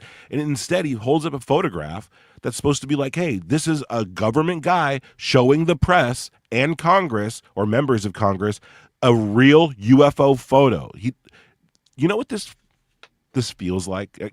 Correct me if I'm wrong, or tell me how you feel about this. This video seems like he was told by Hal Puthoff, you better make a video, right? You need to make this right. Well, you had told us, right, when you got canceled, that Kelly Chase with her PR thing was like, you got to do a video. I didn't even realize. I'll show you the DM. And this is not a jab at Kelly. But this is like a straight up apology video energy. I made it mean that this is like an apology video. Like, oh yeah, I feel like Lou would so want to be above this. Yeah, I think you're right. I think someone told him you got to make a video, bro. Well, because you got to remember, dude. Like, there's the founder of the UAPDF. The UAPDF put that event on, and now it's the laughing stock of the town. Okay, so they're looking at not only did the event go down, they're looking at are we gonna lose our footing here, right? Because of this guy. Like this video is something that Lou had to do. He had to do it. In order for him to keep his involvement in that company, he has to come out and put this out. Kelly Chase told me that when you make a mistake like that to this degree, the video is the best way. It's the number one by far way to appeal to your audience. After that was a written statement. Lou Elizondo started with written statements that did not work, right? They were not working. He went on to the video statement, and again, not working, because what it sounds like he's doing is, okay, what it's supposed to sound like is that he's talking to us, right? He's talking to the audience. But in reality, the tone, the feeling I get, and I want to know what the chat thinks, the feeling I get is that he's actually talking to his superior.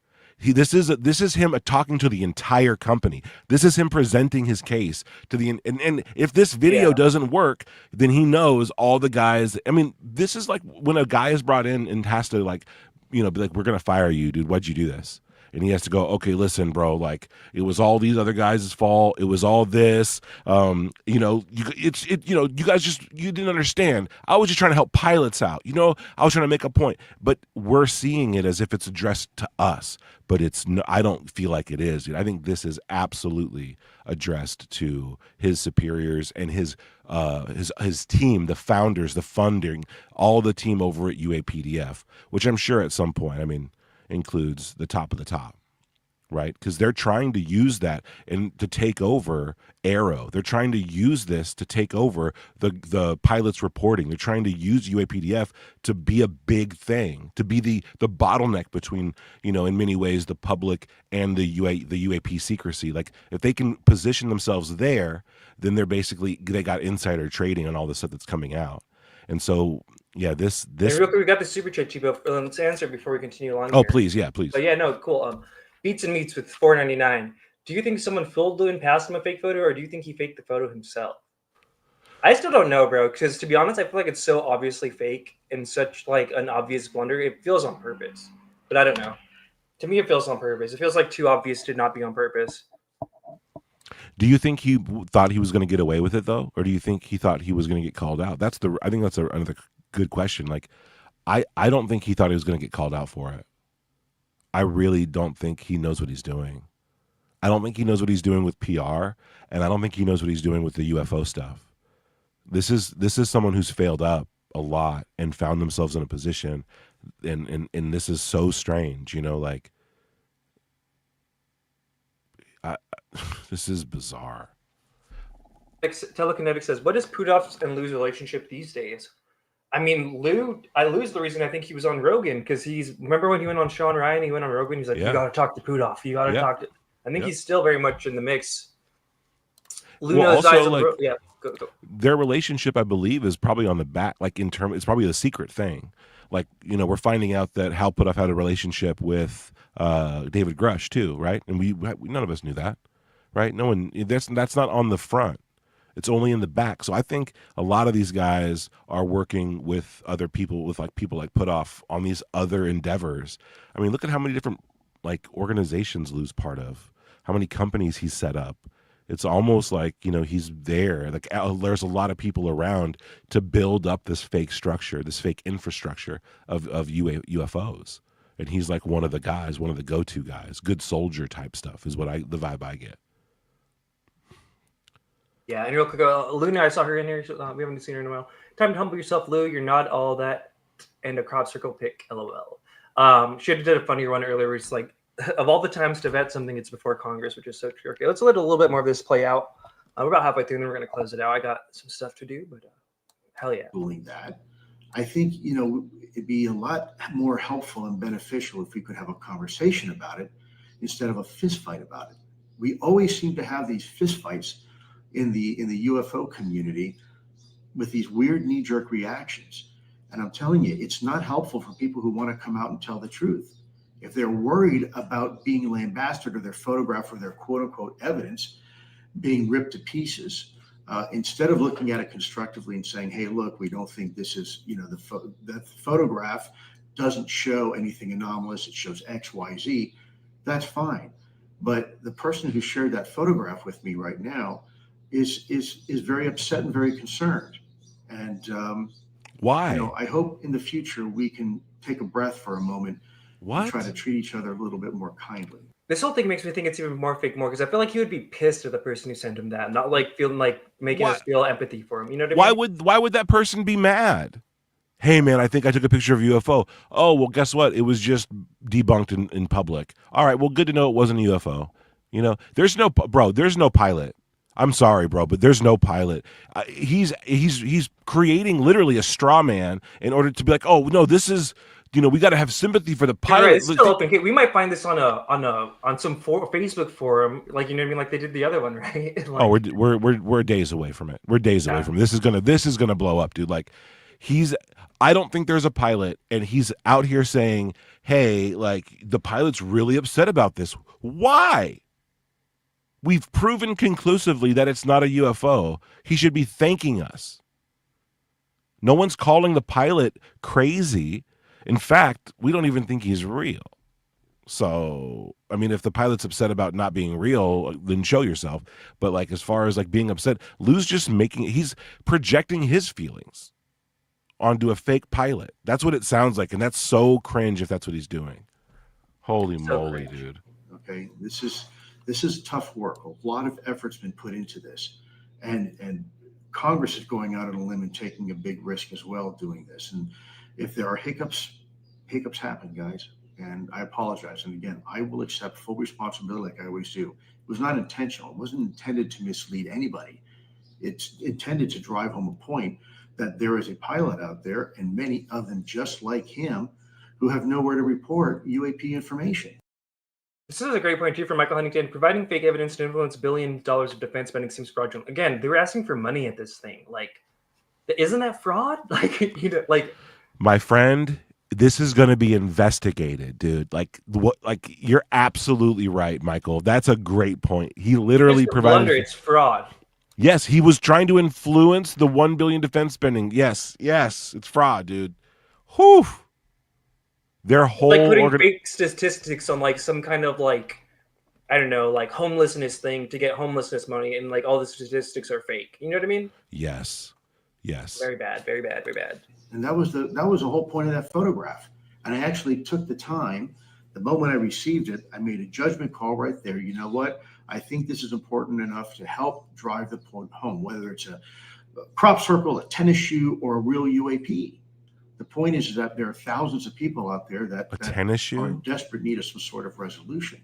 And so I was trying to use that photograph to drive that point home. Now, obviously, if that did not get communicated, that's my fault and that's my issue. And I will absolutely own that, as I do every one of my mistakes. But let's not forget, guys, there's a lot of good stuff that was said in that meeting by a lot of people other than myself. And that's really what I think you need to take home from this. You know, we've got a long way to go in this conversation. And again, people have been working very, very hard to do this. None of us have been paid to do this. We're doing it out of our own time, spending our own money, traveling long distances, disrupting our families to do this. And so I just ask you to please just take a breath for a moment and give people a break sometimes. You know, nothing is done maliciously to confuse you or try to derail disclosure. If anything, if there's one thing you should know about me, man, is I will do and just about anything for disclosure to happen.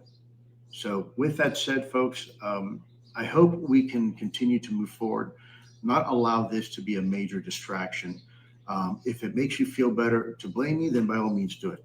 But let's not throw the baby out with the bathwater, because I hear that phrase so much in this community. I hate it every time I do.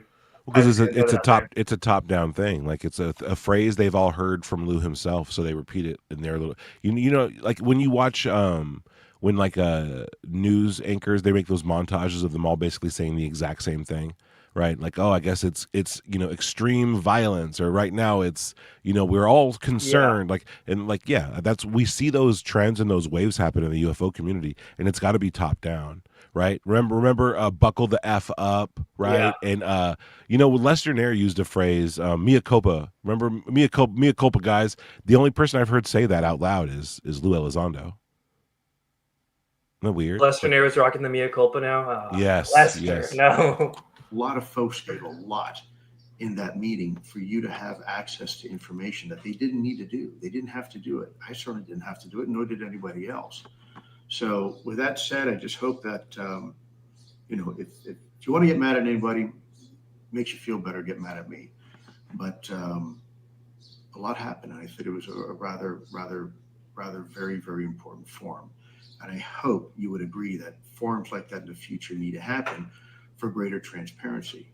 Now, it's also, you know, very, very possible we could have turned around and just recorded everything and not live streamed it and go ahead and edit it later, and you would never know. But part of transparency is being truthful and honest with everybody and letting people see for everything as it is. So I made a call to go ahead and show that photograph because I thought it was important enough that it would help drive home the point that we need a reporting mechanism for our civilian pilots.